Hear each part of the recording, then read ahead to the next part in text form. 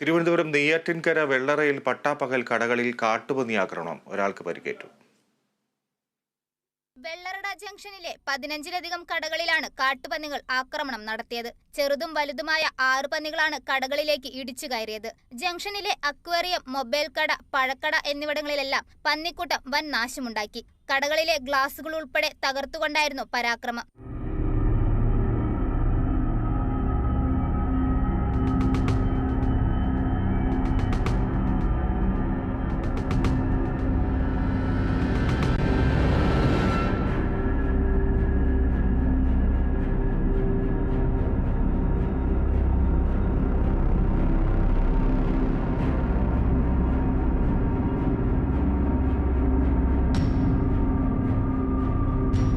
അഞ്ചുമരംകാല ഭാഗത്തുനിന്ന് വന്ന പന്നിക്കൂട്ടം കടകളിലേക്ക് ഇടിച്ചു കയറുകയായിരുന്നു. ഇതോടെ വഴിയാത്രക്കാരും വ്യാപാരികളും പരിഭ്രാന്തരായി. വെള്ളറടയിൽ ആദ്യമായാണ് ഇത്തരമൊരു സംഭവമെന്ന് വ്യാപാരികൾ പറയുന്നു. പന്നികളുടെ ആക്രമണത്തിൽ മൊബൈൽ കട ഉടമ സുധീറിന്റെ കാലിന് പരിക്കേറ്റു.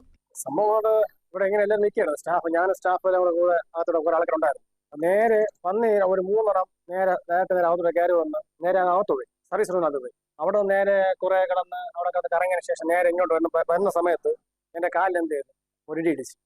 അതിനുശേഷം ആ ഷീറുമായി കളിച്ചതിന് ശേഷം കുറച്ച് നേരം പിന്നെയും പോയി ആ സർവീസിന്റെ അവിടെ തന്നെ എന്ത് ചെയ്ത് ഉണ്ടായിരുന്നു, കുറെ നേരം ഉണ്ടായിരുന്നു. പിന്നെ അത് കഴിഞ്ഞ് കുറെ നേരം അവിടെ അകത്ത് ഉണ്ടായിരുന്നു. നമ്മൾ പന്നിക്ക് പോകാൻ വേണ്ടി കംപ്ലീറ്റ് ബ്ലോക്ക് ചെയ്ത് പിന്നെ കുറച്ച് സ്ഥലം കഴിഞ്ഞപ്പോഴത്തേക്കാണ് അത് ഓട്ടോമാറ്റിക് എന്ത് ചെയ്ത് ഇറങ്ങിപ്പോയി.